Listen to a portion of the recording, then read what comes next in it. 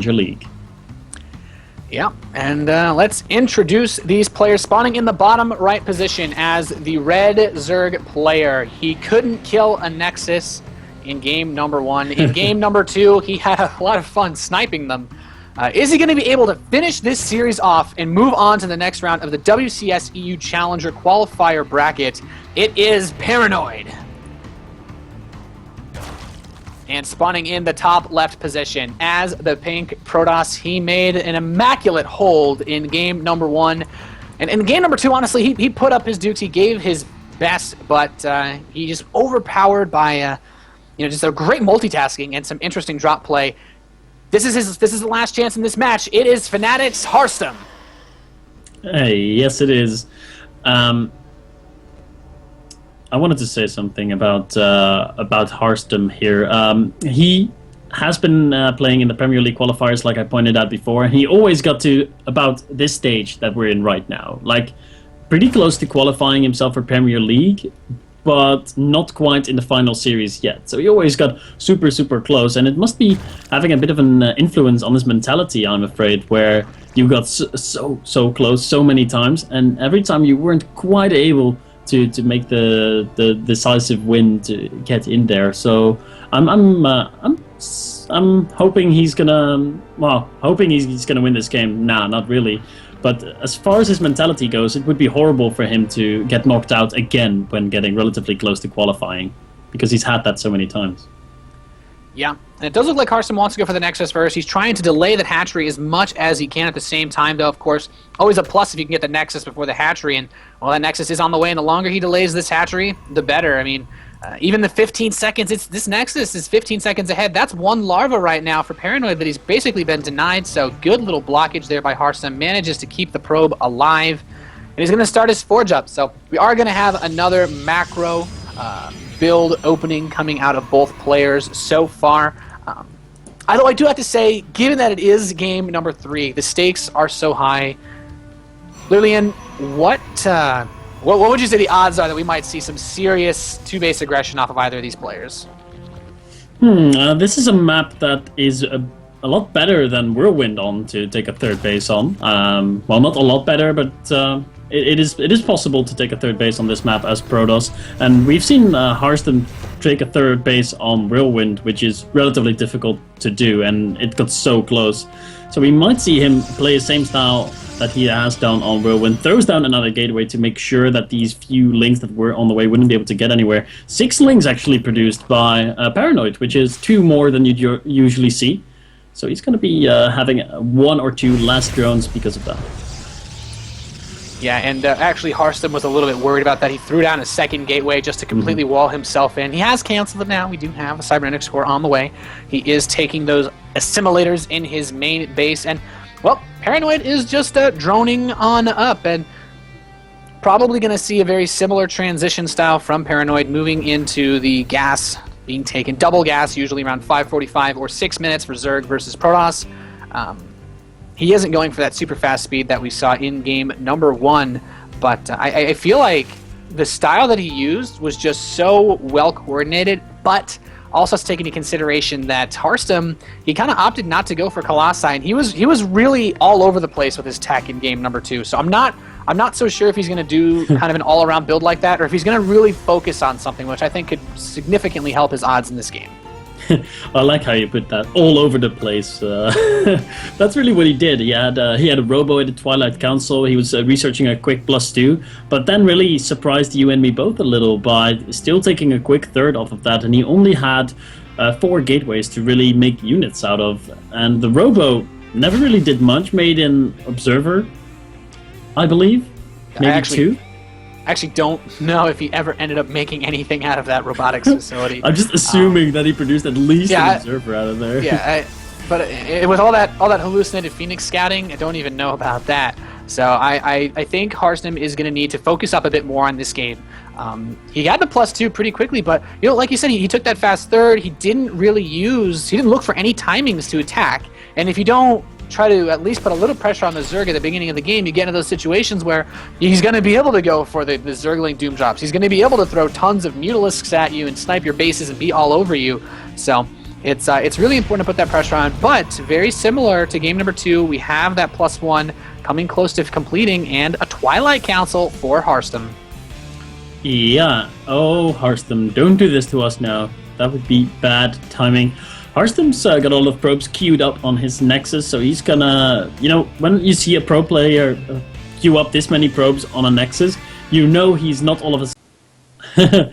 that's weird how that works for Paranoid, but apparently not for Harstem. There we go, 3, 2, 1, and we're back, ladies and gentlemen, at the place where we left off 2 minutes ago when Harstem's computer decided to crash and, well, probably not burn, otherwise he would probably not have been back in the game just yet. But he's back, and he's doing that fake push, that sort of fake push that we talked about. He's only got one gateway available, and he is hoping for an overreaction out of Paranoid here. Yeah, would be really nice to draw out a bunch of Zerglings, but Paranoid, he's only making 4 at the moment. Double Evolution Chamber coming in, so it looks like we could see that same fast 1-1 style that we did see in game number 2. There it is. Melee in the ground carapace on the way for our Zerg player.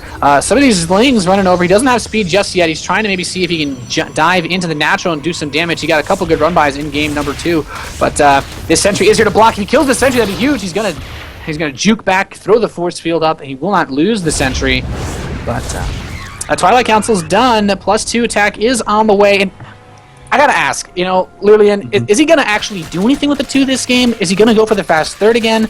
I'm just not sure what exactly Harstem's been trying to do. Is he gonna add on more gateways? Now the Robo's coming again. Are we gonna see the same switch into a Twilight after? I just feel like it's such an indecisive setup that he had in this game, and well, there's that fast throw. This looks exactly like game number 2's build.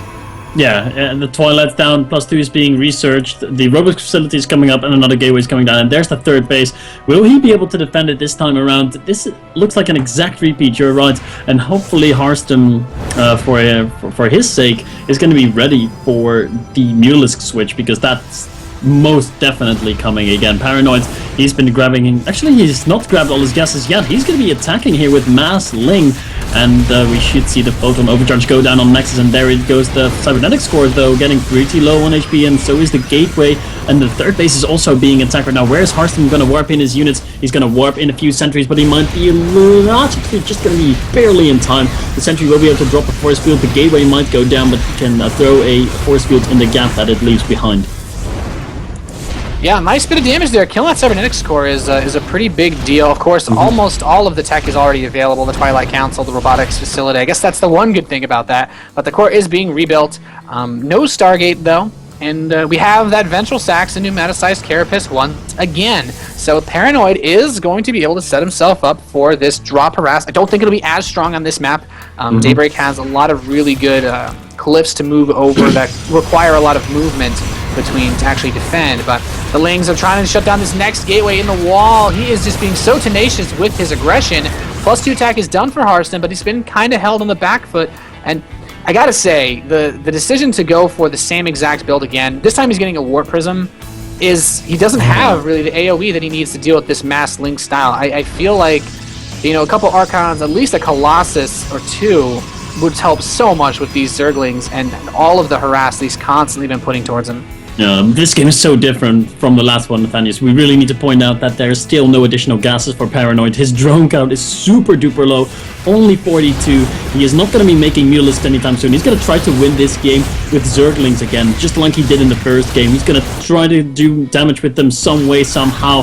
But Harstem has so far defended quite perfectly, and you're right, he doesn't have he didn't have the Archons as early, but he has them now. He has been able to morph a few of them, and then he still has the +2 on his side. Like, his Zealots are going to be two-shotting those Zerglings right now because they have an attack upgrade advantage over them. And as soon as Harstem is able to stabilize completely, Paranoid's in a lot of trouble. He's got 4 bases, but he has no tech. This is exactly what we saw in Game 1. Paranoid doing decent damage, but having no follow-up.